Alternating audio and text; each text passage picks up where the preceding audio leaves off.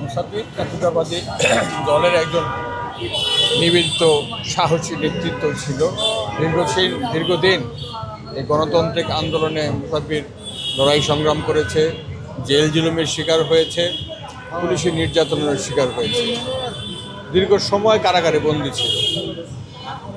আজকে এমন একটি সময় এই ঘটনাটি ঘটল যখন দেশে একটি নির্বাচনের তফসিল ঘোষণা হয়েছে। দেশের সব সক্রিয় রাজনৈতিক দলগুলি নির্বাচনের কার্যক্রম নিয়ে এগিয়ে যাচ্ছে এবং এর আগেও আমরা লক্ষ্য করেছি যে বেশ কিছু টার্গেট কিলিং ঢাকা শহরে হয়েছে। আমাদের জাতীয়তাবাদী দলের নেতারাও হয়েছে, ওসমান হাদি হয়েছে, আজকে মুসাফিরকে হত্যা করা হয়েছে।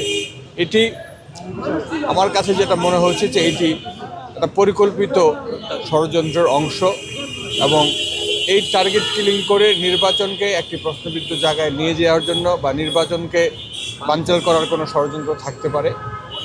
আমরা অনতিবিলম্বে আইন শৃঙ্খলা রক্ষাকারী বাহিনী এবং সরকারের কাছে উদাত্ত আহ্বান জানাই, দ্রুত তদন্ত করা হোক, দোষীদের গ্রেফতার করা হোক এবং তদন্ত অনুযায়ী দোষীদেরকে আইনের আওতায় আনা হোক। দেখেন, মুসাফির একটা দলের কর্মী না, এবং সে দলের রাজনীতির সাথে দীর্ঘদিন সক্রিয় ছিল এবং এই দলের রাজনীতি করতে যে সে বিভিন্ন সময় আন্দোলন সংগ্রামেও ভূমিকা রেখেছে, জেল জুলুমও খেটেছে এবং এই জায়গায় সে কমিশনের নির্বাচনও করেছে।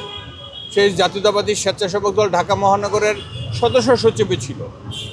সে এই জায়গাটা দীর্ঘদিনের নেতৃত্ব সে, এবং সে ধারাবাহিকভাবে এই এলাকার বিএনপি এবং অঙ্গ সংগঠনের পলিটিক্সের সাথে আন্দোলন সংগ্রামে সে ভূমিকা রেখে চলেছে।